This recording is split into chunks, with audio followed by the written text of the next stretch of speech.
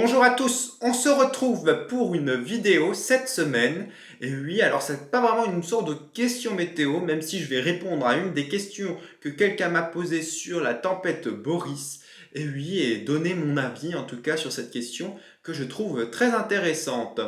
En tout cas, d'ailleurs, qui vient de Thomas, et oui, de mes meilleurs abonnés. Et oui, et après cela, on va bien sûr regarder j'avais pris des clichés cette année sur les orages et j'en ai fait une sorte de time lapse, donc bien sûr en accéléré parce que sinon vous allez rien voir. Mais en tout cas, voilà, on va le regarder ensemble. Donc, let's go! Donc nous allons commencer par la question qui a été posée par THOS 8736 qui me pose: est-ce que dans la dernière vidéo que j'ai faite de questions météo, est-ce que des villes ont eu plus de 6 mois de plus d'un coup ou les médias ont exagéré? Alors oui, ils n'ont pas exagéré, bien sûr, les médias, parce qu'ils ont eu une pluie exceptionnelle. Alors ce qu'ils exagèrent, c'est surtout le fait de dire que c'est une catastrophe climatique. Pourquoi? Parce que on ne peut pas savoir vraiment ce qui est de la part du climat et de la part en fait, de la météorologie, pour une simple et bonne réponse, c'est que certes, dans un climat chaud, ça permet d'avoir bien sûr ce genre de phénomène, puisqu'en fait, on va augmenter, on va dire, la puissance finalement, puisqu'on a la mer Méditerranée qui s'est, on va dire, refroidie nettement lors de cette tempête, et du coup, finalement, ça peut provoquer des phénomènes violents, mais ce qu'il faut rappeler aussi, il faut un rafraîchissement, et du coup, c'était quand même lié à de l'air froid en altitude qui a créé d'ailleurs. Donc, il faut certes bien sûr un réservoir de douceur, mais aussi un réservoir de froid pour que l'événement soit, on va dire, d'une importance comme elle a été.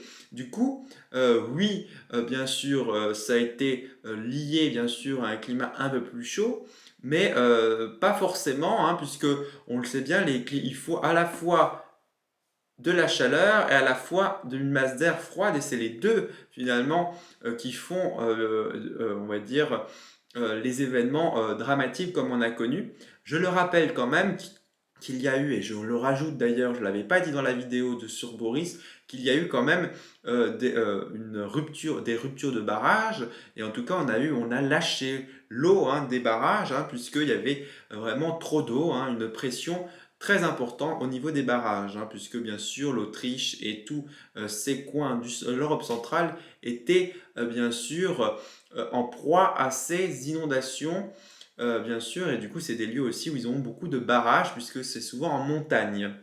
Voilà, donc je voulais vraiment revenir sur cet événement. Et là, maintenant, nous allons regarder ensemble la vidéo. Alors, je ne vous mets pas ma tête en train de regarder la vidéo, je vous mets juste la vidéo avec, bien sûr, alors, c'est une petite vidéo, mais j'avais envie de vous la partager parce que c'est quand même les orages que j'ai pu observer, que j'ai pu filmer, puisque j'en ai eu beaucoup cette année. Malheureusement, ils étaient trop pluvieux pour vous le montrer, puisque en fait, on a eu vraiment des grosses...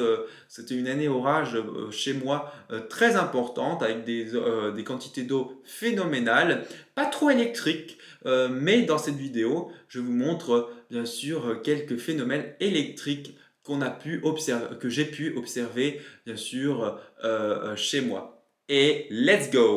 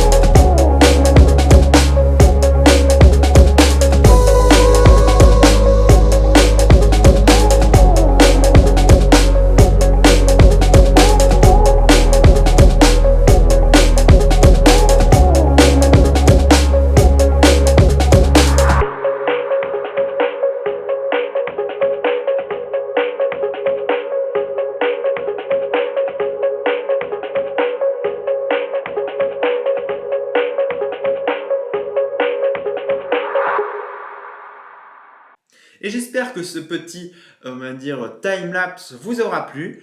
Bien sûr, alors on a eu juste une petite question météo qui a été très intéressante d'ailleurs. Et voilà, j'espère que ça vous aura plu et ça vous aura aiguillé sur la météo. Je vous retrouve la semaine prochaine. On aura certainement un bilan météo. Et oui, j'ai pas pu le faire cette semaine, début du mois, puisque le 2, ça fait un petit peu short de vous sortir, parce que j'ai pas encore tous les éléments pour pouvoir créer la vidéo. Donc la semaine prochaine, vous aurez le bilan. Et milieu du mois, vous aurez une vidéo. Mais je vous en dis pas plus. Et voilà, je vous souhaite une très bonne semaine à tous. Et c'est ça la météo.